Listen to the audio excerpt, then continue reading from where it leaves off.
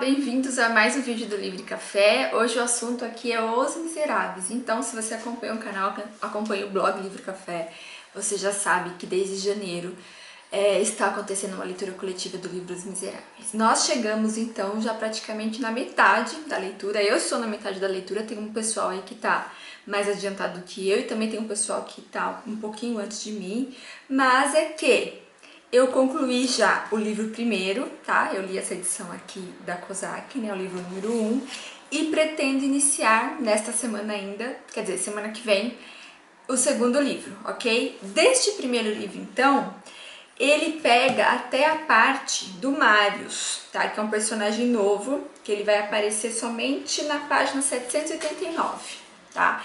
E é um pouquinho sobre Marius e algo anterior a essa parte do livro, que é sobre esse vídeo. Então aqui embaixo tem os links para os vídeos anteriores, né, que eu marquei conforme a semana de leitura. Então já tem vídeo da semana 1 e 2, 3 e 4, e aqui seria a referência da semana 5 até a semana 7, ok? Então nas semanas anteriores o que aconteceu é que tudo indicava que Jean Valjean e a Cosette iam conseguir ter um pouco de paz. Então eles passaram por um momento ali muito complicado, uma situação muito difícil, né, do Jean Valjean conseguir recuperar a criança Cosette, dar a ela, né, de novo uma vida de criança, uma vida digna, né, e ele consegue isso e ele vai parar no Pardieiro Gorbeau.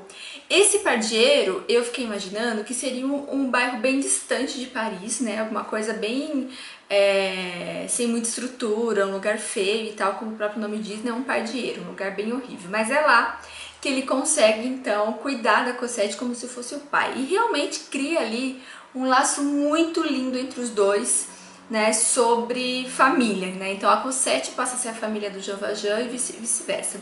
É muito legal que há alguns questionamentos nessa parte sobre o quanto Jean Valjean salvou Cosette, mas também o quanto Cosette salvou Jean Valjean, porque, né, é colocado aqui a seguinte situação: será que Jean Valjean conseguiria permanecer bom, conseguiria permanecer uma pessoa boa se não fosse por Cosette? Né? Então, na verdade, quem ali salvou quem, né?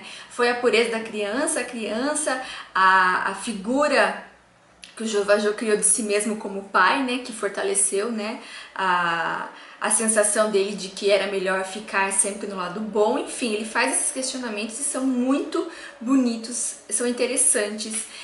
Te coloca para fazer uma reflexão para outras coisas da vida. Isso eu acho que sem dúvida é um grande marco do Victor Hugo, né? Ele usa umas metáforas aí para algo muito mais complexo, algo muito mais difícil, de repensar mesmo certas coisas da vida e principalmente de questões políticas, né? O Victor Hugo, ele coloca alguns personagens aqui que realmente parece que é para cutucar a ferida. Independente da posição política do leitor, fica muito evidente essa capacidade dele de cutucar a ferida do Estado, a ferida da sociedade, a ferida das pessoas, né? E a gente percebe o quanto é complexo tudo isso, né? Não é nada simples, não é nada como 2 mais 2 igual a 4, é algo muito mais complexo, e por esses personagens a gente consegue perceber isso. Isso vai ficar muito forte mais pra frente quando chegar na parte do Marius, que foi a última parte que eu li. Mas, antes de chegar à parte do Marius, vocês precisam saber que, de novo, Javert, que é o policial que grudou no pé do Jean Valjean e não deixa ele em paz, ele aparece de novo. O cara é o stalker do Jean Valjean, né?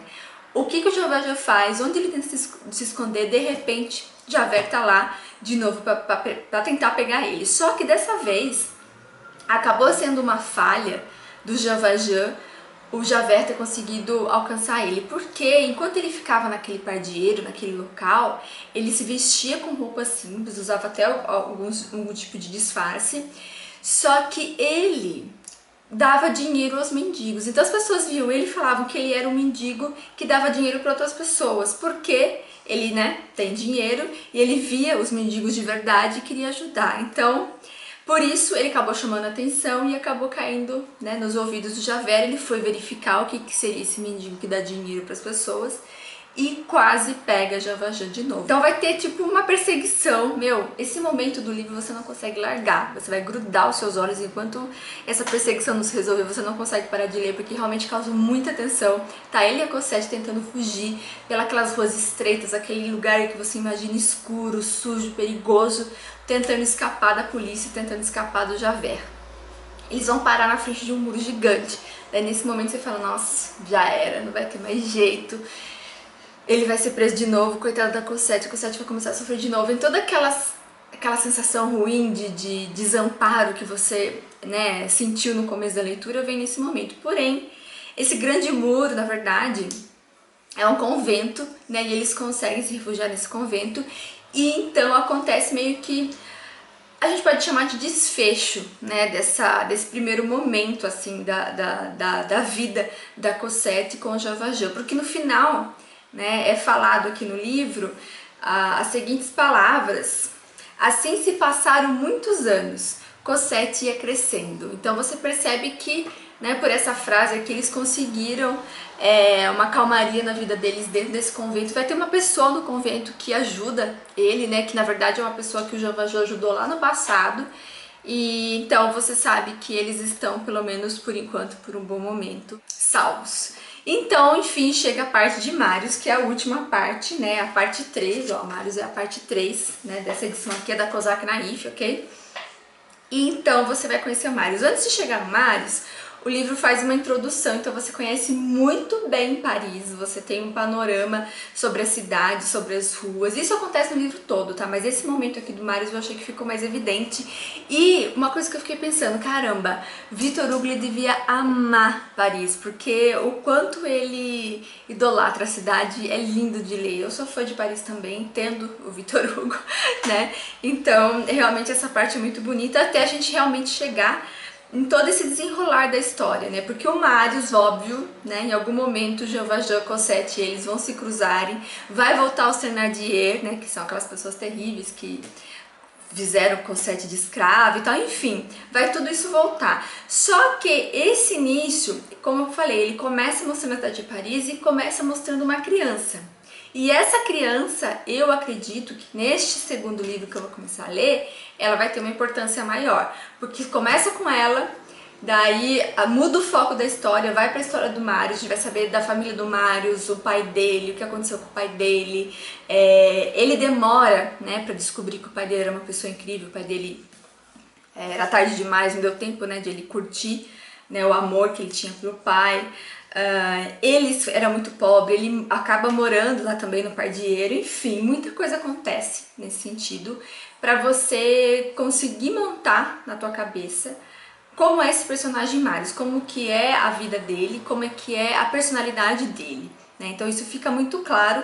Tem um momento que é um momento muito conflituoso, que realmente ele entra no embate com ele mesmo, sobre se ele vai ajudar o Jean Valjean ou não, porque a outra pessoa, né, que tá contra o Jean Valjean nesse momento é uma pessoa que seria importante pro pai dele, então ele fica numa situação bem confusa ali, ele não sabe como agir. E nesse momento eu vi o pessoal comentando lá no grupo do Face da leitura coletiva Os Miseráveis, que não gostou do Marius por causa disso, porque ele demorou demais pra ajudar, enfim, mas eu acho compreensível, né, essa demora, essa agonia que ele estava sentindo, porque de repente um mundo novo, né, é posto na cara dele, e ele tenta desvendar isso da melhor forma, com poucas informações que ele tem sobre a situação, né, e só que no fim acaba dando certo, até onde eu sei, porque eu não comecei o livro 2 ainda, né. Então daí no final que volta ao menino que chama Gavroche, né, você fica percebendo que, opa, peraí, nesse segundo livro então a gente vai descobrir quem é esse Gavroche. Uma coisa que eu já percebi também, o Victor Hugo, ele vai colocando os personagens aos poucos, né, então se a gente prestar atenção lá no começo, parece que o Jean Valjean foi chegando aos poucos, né, atrelado à história do bispo. De repente o bispo, né, não faz mais parte da história, mas o Jean Valjean ganha força na história. Daí vem a Fantine, a mesma coisa, a Cosette, os Thénardier. Então todos ele vai dando pequenas pinceladas para no fim conseguir conectar esses personagens. Algo bizarro também que o pessoal comentou lá no grupo. Nossa, mas todos acabam morando no Pardieiro? De uma certa forma sim, né? É meio surreal, ele podia ter colocado outro lugar para essas pessoas morarem, mas elas acabam todas se encontrando de uma forma ou outra lá. Enfim, é interessante tudo isso. Uma coisa que eu gostei muito de ver, de descobrir, São algumas imagens que eu encontrei da primeira edição do livro Os Miseráveis. Essa primeira edição é de 1862 e ela traz várias imagens lindas, ilustrações maravilhosas, que é de um ilustrador francês também, né? O nome dele é Émile Antoine, se eu não me engano. E por essas imagens a gente consegue ter um panorama bem interessante sobre Paris, sobre cada personagem, e principalmente a imagem da Cosette varrendo, né? Que já é considerada uma imagem clássica, e ela está presente em muitos momentos. Teve uma intervenção do Banksy. O Banksy é um artista que ninguém sabe direito quem é, e ele faz aquelas intervenções em paredes, enfim, é uma coisa bem moderna, meio pop art, e ele fez da Cosette, né, por conta desse momento complicado que a Europa está vivendo e que os outros países estão vivendo, né, das pessoas tentarem entrar na Europa, a Europa não deixar, enfim, todo esse conflito ele colocou na imagem da Cosette representando, né, os miseráveis e tal, e o quanto ainda a vida é ingrata para essas pessoas que acabam não tendo um lar, não tendo um dinheiro, não tendo nada.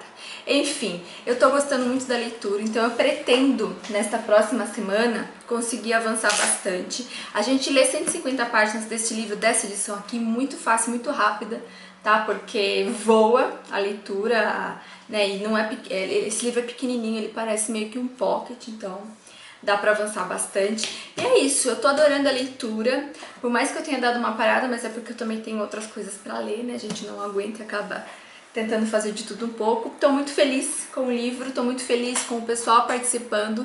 Então, se você ainda não faz parte lá do Facebook, vou deixar o link aqui. Entrem lá para vocês verem e participarem dos comentários sobre o livro. Já aviso que lá tem bastante spoiler, ok? Enfim, até o próximo vídeo. Espero que vocês tenham gostado.